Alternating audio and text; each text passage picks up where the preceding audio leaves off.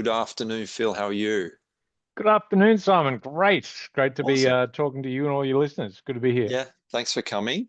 So for our viewers, this is part of our expert series, interview series, and Phil is an accomplished author. Well, background, I guess, behavioral psychology. Is that the best way to describe what you Yeah, do, Phil?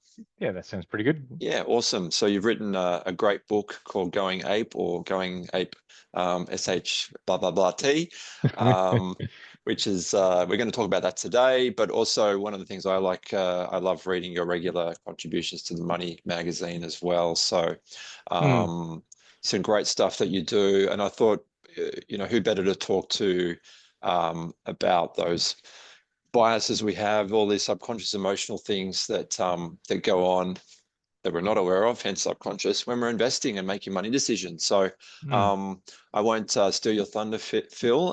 So I think plan today maybe 3 to 5 questions, and yeah, tell us a bit about in your book. Does that sound okay? There's some Yeah, highlights. sounds great. I mean, the book was written as a bit of a self-reflection piece, not to really be anything about myself, but I think sometimes when you talk about decisions and books write about decision making, it can be very paternalistic, or where there's somebody saying, I'm the expert and I'm telling you how terrible you are as a decision maker. Mm, And I think it can be really helpful to go, actually, as a human being, I've learned through really bad decisions. And so how can I use my bad decisions as an example to say this is for all of us, this, and we're all getting it better at this all the time. mm, And because I think some of it sometimes where it's very hard to be gracious to yourself and mm, to extend grace to go, decision making and emotional intelligence and these things are skills that are built over time, mhm, which means you don't just get better at it overnight. You've got to build and you get better and you constantly get better. And so it's a starting point of that journey for people to open the door to what that journey could be. And then I think a lot of what my writing since that book and the work that we do with Switch for Schools and whatnot is looking about how we embed some of that learning in real life. So, but the book's really about how do you open the door and start the journey and have a bit of a laugh along the way. fantastic. Yeah, and I think case studies and real life stories are a great way to illustrate a point. So recommend anybody get their hands on the book and dive in.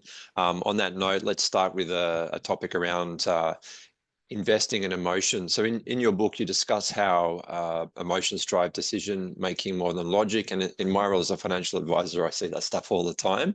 Uh, Yeah. so how can self-directed investors recognize when emotions might be leading them astray? What kind of counteractive steps could they take in that case? What are your thoughts?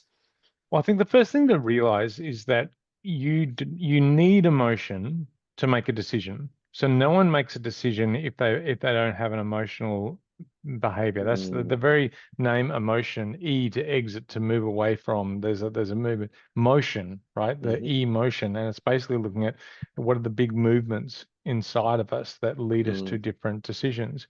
And there's a great researcher called Antonio Damasio, who's a researcher in the States that does a lot of work around emotion and decision making. And he's proven, it's been his life's work. And he has this great experiment where he'll put ex-CEOs who have had strokes or lesions in their brain. So the parts of the brain, particularly the amygdala, which is that little part of the brain that sits in our subconscious, really close to all of our experiences, life experiences that we don't consciously access, mhm, long-term memory stuff. And they've had a lesion to that area of the brain. So they've got no chemicals being sent to their brain like serotonin or dopamine or anything like that, which is what our brain interprets as emotion. It makes us feel something. And you'll say mhm, to these guys that are they have a history of being, well, high-powered decision makers. We've got three places for lunch. One's a small cafe, one's a really crowded restaurant, and another one's another restaurant that's not crowded. You tell me which one you want to go to. And they'll stand in this corner for an hour and just keep rotating and not able to make a decision because it's like, wow. well, cafes doesn't have good food, so maybe not good for us. But the really packed out restaurant, maybe they won't have enough space or time for us, and we'll Mm, be under time pressure.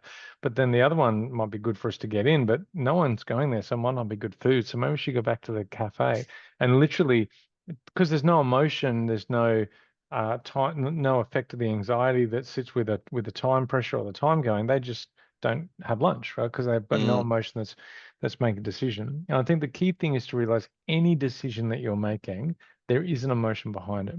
So okay. part of this is going, what? What is the emotion that's driving that decision?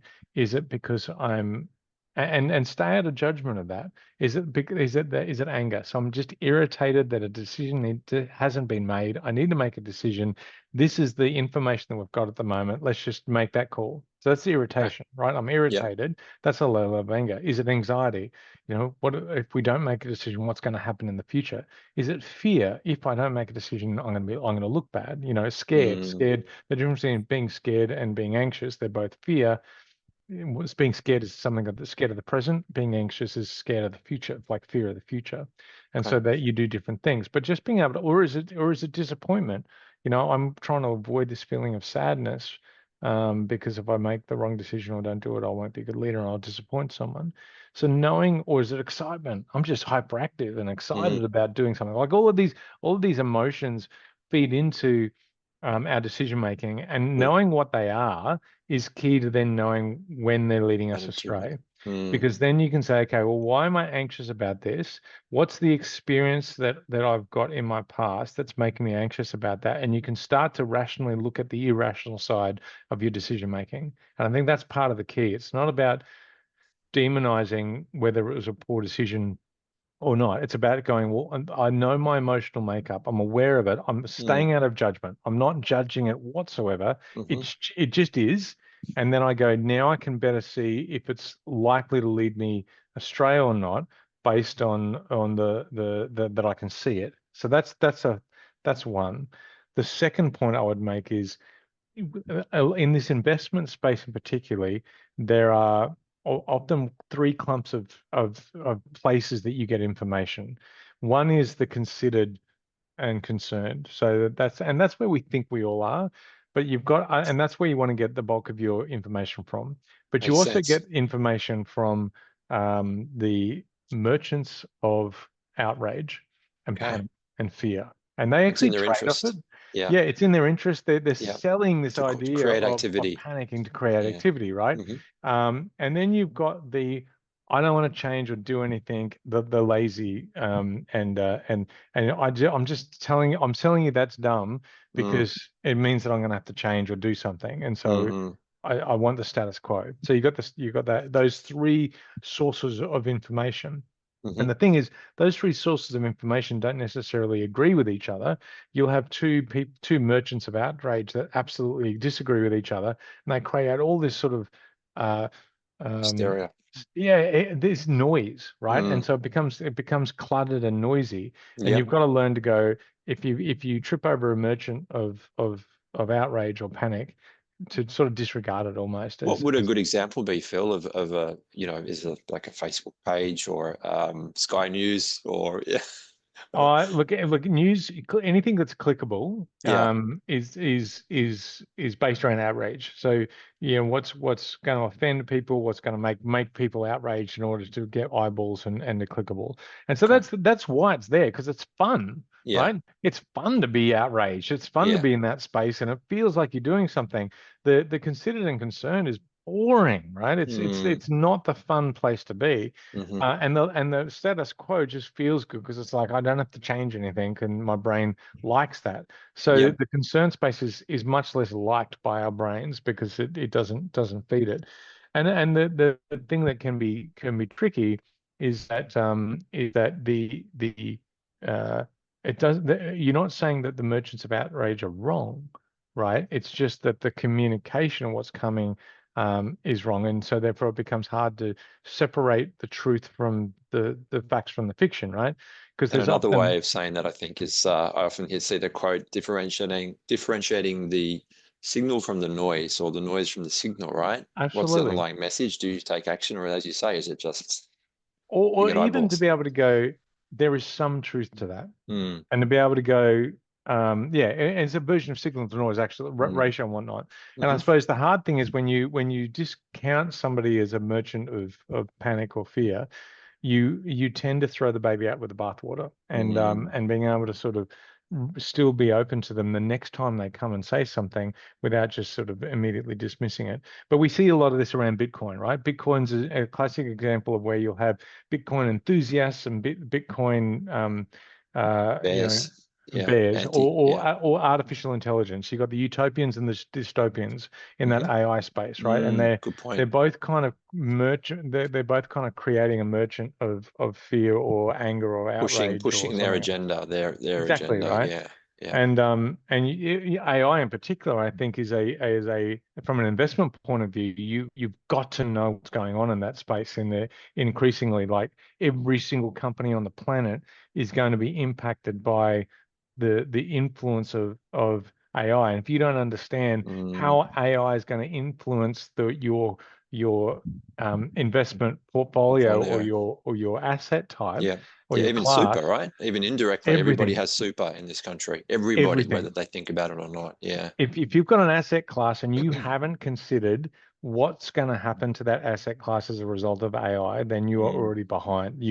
great You tip. need to everything. So, Yep. but it's very hard to not approach that with fear or with excitement or some sort of or Hmm. outrage or anger or something like that, Mm. or to be the status quo, which is like I don't want anything to change. Just if I don't look at it, it's not there. It's not a thing yet. No one else is talking about it. Would Don't you talk say to me it's a bit about it. like the if we jump back in a time machine, say 30 years ago, give or take, when the internet was sort of becoming mainstream outside of universities and the educational sphere, and people didn't know quite what it was and how it's going to develop and how it's going to be used, and now it's ubiquitous, right? So Hmm. would you imagine the emotions then are similar to what they are now with things like AI and crypto, for example?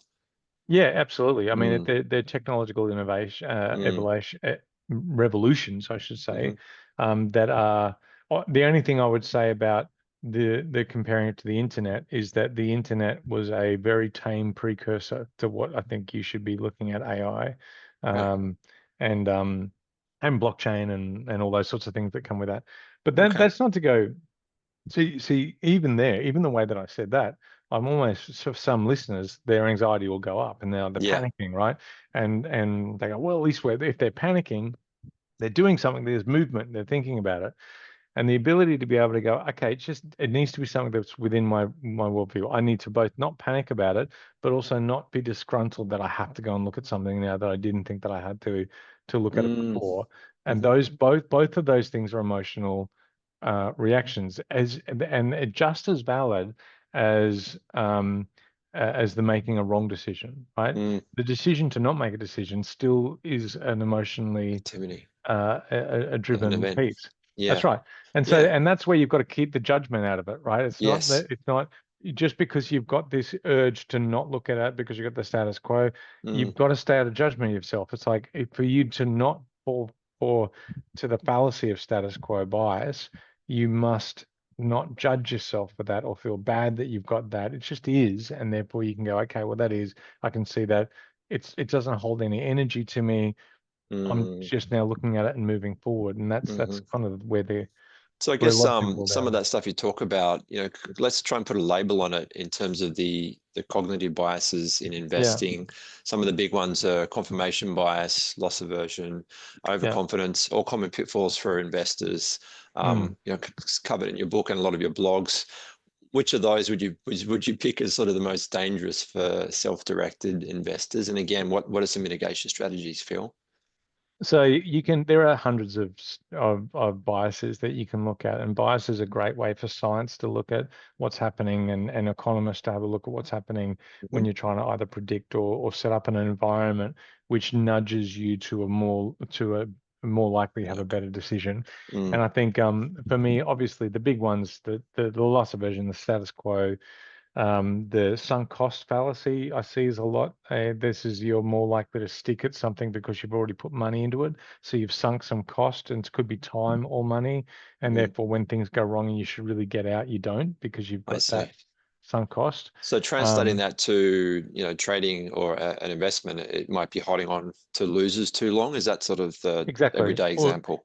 Yeah, and even if you're funding a project or a business, Okay. we see this in where sometimes it's like businesses, you need to make the hard call to go, this is not going to work. Yeah. But it's like, but we've had 3 years and all this sort of thing. It's like, actually, it's my time to get out. It's funny you mentioned that in terms of holding on, because I remember my days working on the trading desk in Tokyo. My boss had a saying, if we made an error and it was, we had to sell the thing and take a loss, he said the first cut is the cheapest. Yeah, In other words, exactly. if you hold on and hold on and hold on, it's only going to get more painful in most Yeah, cases. It was a great rule, right? First cut is the cheapest. But that's right. that was my loss aversion, I guess, or that sunk cost, Yeah. probably loss aversion, you would say, wouldn't you, in that scenario? Yeah, and the Not way that wanting you to mitigate crystallize it. against that is to set up again, try to so it's an emotion based thing, loss Mm. aversion, Hmm. or status quo. Status quo, there's pride, there's sort of anger that sits in there. I've given you this, and you start to blame and all this sort of stuff. But the easiest way to mitigate for that is when you set up an investment, you set up some rules for exit. It Brilliant. hasn't made this much at this time, and Yeah. you do that prior. And Yep. sometimes you're a bit hard on those rules, and sometimes those rules need to be revisited, sure. Yeah. But it gives if the rules aren't met, it gives you an exit strategy and it gives you Mm. an exit point that you can then make a decision based on the information you've got at hand. The And other thing that you're making that decision at a time when you're calm and not being tested by that actual emotion of the loss happening in that moment, right? The exactly. idea is to pre-plan and imagine those Yeah. scenarios happening and have the rules ready before it actually happens. That's right, and you've got to realize how loss aversion works. So when you invest in something and it doesn't work like you thought, you've got a loss between even if you haven't lost on paper. So say you would invest in Bitcoin, it's gone up and down. You're basically exactly where you were. You'll still feel lost because you've had an expectation that it would do something, and That's you're why you feeling buy the it. loss of that expectation. Mm. Now, what happens when you feel a loss? So I've already felt that loss. Is that you then tend to your risk um, matrix or mindset flips. So when you first make the assessment, it's like, well, I don't want to do this now because I don't want to lose this. So you might put 100 dollars in something, and you're not going to get your entire investment. But now you've lost that $100 or haven't, but maybe gained it, you haven't lost. You're more likely to risk even more to try to get that sense of loss back. So Wow. you felt loss, and therefore Yeah. now you're going to be much more risky to try and chase those losses, and you Yeah. start to chase the loss, which is loss aversion, Okay. because you're trying to mitigate for the feeling that you've got. And another interesting bias that I think a lot of people don't talk about is resulting, and we see Okay. it all the time in investing. And Right. that is that right now I've got a set of information that I'm making the best decision for. So a good thing of it's like good example of this. We just had a cyclone pass through, right? And a cyclone was sitting off Brisbane. I'm based in Brisbane. A cyclone Albert's just been sitting up there, and they've got the information that we've got right now is that this is a Category 2 cyclone. If it heads for the coast, it'll have widespread damage and people need to be ready for it. But the government's got a real problem, right? Because that's only a possibility. Yeah. So to what, how much do you plan for an Yeah. How eventuation that much may weight do you may place might on it? What that's ifs right. and yeah, a lot And of so resources to what's throw at that. happened is that the category cyclone actually it stayed out there. It went over some islands. It got less and ended up crossing land, just to end up being a big rain depression. And everyone for week they even shut schools down because they thought it That's could right. be. But people look at the result and go, well, we overreacted, right? Yeah. Because they're resulting simply because the Yeah. result was a rain depression. What they're not saying is that, okay, let's go back 3 days. Given the information that was at hand, was that the best decision to be made given the information that they've got?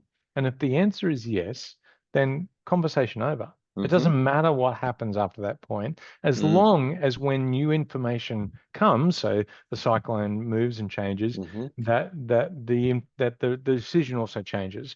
And in Yeah. politics, that's where that they it's hard because often when the Mm. when the information changes and their position needs to change, it can be politically dangerous because Credibility the issue. other side of Yeah. politics goes, look, they've Tack. changed their mind. They don't know Yeah. what they're Yeah. doing. They're Yeah. all over the place, right? Backflipping, so on. Backflipping, right? Yeah. And but we've got a little bit of that with our investing as well. It's like, well, Mm, we've just put ourselves out there to hmm say, given the best information, there's that. It's mm, changed. Now mm, we have to change our position, and we just look like we didn't know what we're doing in the first place. mm, And you've got to get rid of that because it's like that's mm. resulting and mixed with a bit of sunk cost fallacy and a bit of loss aversion. When those three things sort of play together, you've got yourself, talking about cyclones, the perfect Yeah. storm of Yes. poor decision making. Your rational brain's not thinking at all, and Yeah. even if you're not feeling emotionally out of control, you'll feel like you're in control, and your emotions are not at an out of control state. So you're sort of not flipped out, you're not Mm. panicking or furious. But your emotions are still leading you to poor decisions based on those influences that sit there. And if you can't see that emotional influence, you'll never know that you're making a wrong decision. Yeah, and it sort of compounds, right? Because eventually Absolutely. you capitulate and your investment's down, whatever, three times what Mm, it could have been, or there's millions of examples, of course. Um, yeah. so, and you mentioned excitement before, and I guess that that's a fun emotion most of the time. With sort of long-term thinking versus instant gratification, that's again. Probably something self-directed investors would struggle with in terms of balancing out the short term, let's make a quick buck. What are my long-term goals? Again, I see this on both sides of the areas that I work with long-term strategic financial planning versus day trading would be the extreme other end. So how can investors train their brains to resist that sort of impulsive short term, the trading and the focus, and instead focus more on those longer term wealth building strategies? Because at the end of the day, that's why we're here, right? Is to generate, Yeah. for most of us, Yeah. is to generate a nice nest egg for something, right? So, what are your Well, thoughts on that? look, before I don't answer this question specifically, we can come back to it because Sure. I think that heart of what you're saying, I see all the time, particularly in the VC world, the venture Hmm. capital world. Okay. And it's like these young companies that have got lots of potential that if you're a VC or you're angel investor or things like that, they want to find out what's that unicorn, what's the company Mm, that's going to be something that we can invest in that's going to have these, go to the 40-fold moon. returns or something like that. And Mm, you go into these spaces and they discount the idea because the person presenting on the idea wasn't entertaining enough or didn't excite us enough or didn't. And they're almost saying, in order for me to make a decision, I need you to put me into a hyped state of excitement. And if I'm really mm, excited, then I'll know that I can invest in you because I get excited about it. And it's right. like, so intuitively they're saying, if you don't make me check my brain out so that that excitement level goes into hyperactive and no longer I'm completely making an emotional decision, then maybe I won't invest in it because I'm not really that emotional about it. And I think that's the most absurd advice that you can ever give someone, that a pitch like the Shark Tank type pitch, Mm, that I need to entertain you mm, in order for you to make a good investment decision. Now, it makes for good TV. It doesn't yes. make for a good VC pitch. No, not at all. And to continue so that's astounding to me. But Yep. I think that we kind of want that a little bit. Again, this is about the fun space. Our Mm, brain wants to be in the fun space all the hmm. time. And so you've got to realize, A, every decision has an element of probability in it. Yep. There's no No such thing as that certainties. 100% decision. Very good So point. you can never get to that state of, or you can never get more than I have a reasonable um, uh, Likelihood, likelihood that waiting. this is Yep. going to happen. It's going to So you play have a out. weighting system Hmm. based on experience and based on whatever matrix you're thinking about. You've done your It could be homework, done your etc., homework. etc. Yeah. In the VC world, it's like, do I believe that the person that's there can actually deliver on what they're saying? Mm, Um, you know, I, you know, and don't do dumb things like what's happened up to this date is no indication of what's going to happen in the future. Like we know that the research tells us that, and yet we base our valuations on growth to this date and growth then And we projected extrapolate growth in and a straight extrapolate line. out of that. Yeah. It's a silly Yeah. matrix, and we're So asking people to do silly things in order for us to give us the information, but the very way that we're asking for information is silly. So and it's I a think that happens in all sorts of investments. I think it's mm, easy to pick on the VCs because well, they're easy to pick on. So, well, I think and that brings to mind a great quote, I believe, from the father of value investing, Ben Graham, who was Mhm. effectively, Warren Buffett's sort of Yes. teacher, richest man in the world. Most people would know, or not anymore, but used to be. Yeah. Yeah. And he said, in the short term, the market is a voting machine. In the long Yeah. term, it's a weighing machine. And I think Exactly. it ties into what you're saying, right? You Mm. meet some great salesman or saleswoman who really believes in their product and their idea, VC, whatever they're pitching to raise money, or maybe a CEO of a listed company that self-directed investors are investing in, or a small cap, and they tell a great story, right? But you've got to look Mm. through that and actually, it's the Yeah. weighing concept that's going to win in the long term, right? The fundamentals, the real business model, all those kind of Absolutely. things, the cash flow, etc. Yeah. And I think it's more than just looking through a good story. I think it's also not requiring a good story to be told in order for you to see the Mm. opportunity.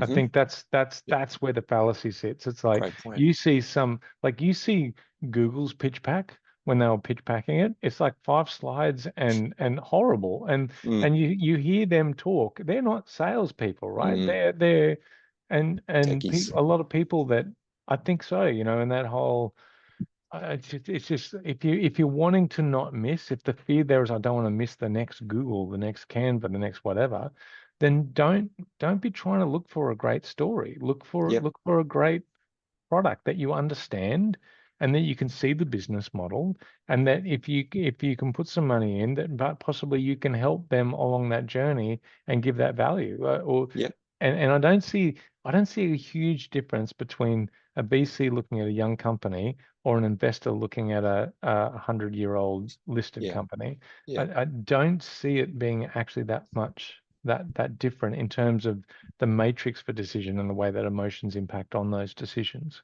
Okay, well, that's a good point that you raise, and I think you emphasize in your book that better decisions come from a structured process rather than shooting from the hip and gut feelings. Yeah. So what's a simple, repeatable framework that investors could use to make those more rational choices? Those filters that they're trying to put in place, and safety nets, I guess. Or what are your Yeah. thoughts? I think there's a few big ones that are quite simple. Things like make your big decisions in the morning, not in the Mm, afternoon. hmm. Um, Make sure that you give yourself time. So if ever you feel under pressure to make a decision, use that sense that you're under pressure as an indicator that you need to have more Slow time down, slow to down. slow Yeah, down. Slow it good down. point. It's okay. Even in the hottest, fast markets, Yep. you can slow down. There'll always be other chances and opportunities. That's what I tell my kids. Yeah, yeah, that's I right. want I And want the and ice if you cream today. There'll be another That's ice right. cream tomorrow. That's right. And I if digress. somebody's saying if you don't understand the investment and Mm, and you don't have the time to understand it, then mm, don't do it. It mm, doesn't matter how good it might be. Like mm. just don't do it. Don't Because put you're yourself under that pressure. you're taking the wrong shortcuts, sort of The thing, right? person who's selling Mm, it to you is trying mm, to get you to unthink in the mm-hmm, same way that a very good salesman is trying to emotionally arouse you so that you're mm-hmm, not thinking about it. mm, Time pressure is one of those ways that it's an encouragement to unthink, so they're and more likely to get a scarcity. decision. Yeah, Scarcity, yeah. all If that you sort get of in stuff. today, you get the best price, or this is a pre-IPO special, whatever that is. All those Exactly. things. Yeah, Yeah, in the long run, who cares, right? yeah, It's just like take the time, yeah. consider it Great out. I point. mean, you don't want to take forever, of course, No, but yeah, this is about making sure that you understand what you're doing yeah. as best you can. And I think the other thing is when you are researching, I think getting other people to do some of the research for you is really handy Great because tip. you will have confirmation and information bias. Yeah, And so, and to mitigate against that, it's about get some other people around you where you can share research.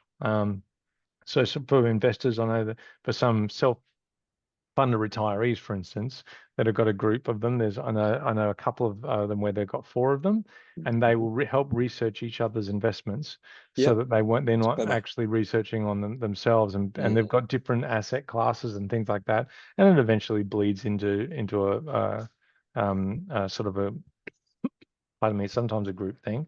But yep. I think there's some value in that, about going, how do I not put that confirmation bias in my own field of vision so that I don't fall Would prey to things that. like online forums meet that purpose, or is that more just more in the noise category again, and everybody sort of pushing their particular angle for that in that scenario? What are your thoughts on that? Look, I'm probably going to be all over the course for this, but I don't see social media as being, if you're talking about forums in terms of social media, Mm, I don't, it's not deep enough and it's not nuanced enough for you to have an unpleasant conversation. So when you're doing this sort of I see. research and these conversations, you often need to go to places to explore ideas that Mm, the problem with social media is that you're not just doing it to explore the truth. You got a presentational problem that sits there, okay. and other people judging it. So I don't think those open forum social media things are useful at all. Yep. But if you've got a closed forum Yep. of trusted others, Yeah. then absolutely, Okay. it's interesting.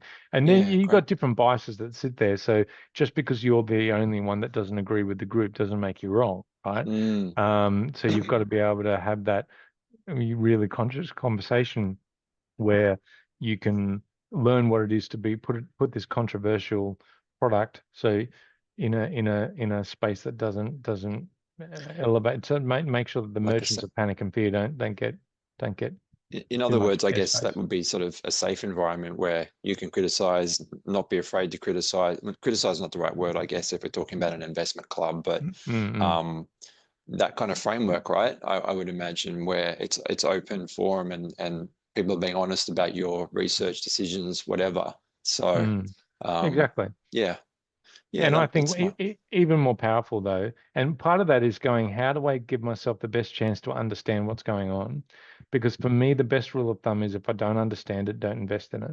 That's Mm, pretty much it. Like, if I don't hmm understand how this makes money and will make money, don't invest in it. It's kind of Great. simple. If you do, then do. It's like, it doesn't, we do tend to overcomplicate it. So for me, the big research is often you getting to understand the asset class or understand the way it's doing business.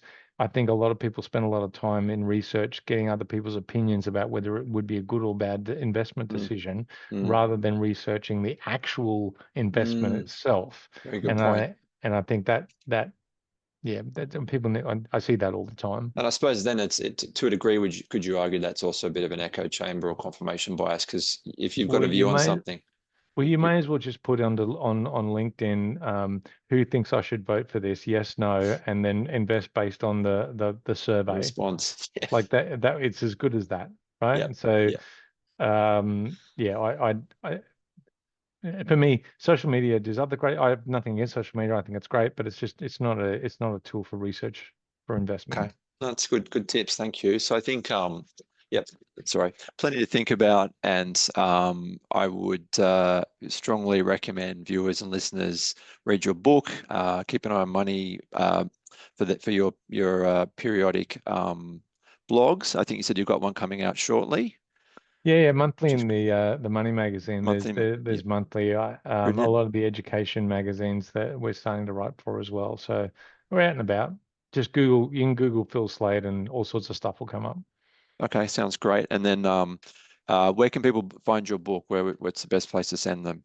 Look, the best place to send it, you can go to Amazon, like you can for all things, but the best Yep. place is actually going to our Decida.com. That's Okay. decida.co, Is this one decida.co. here?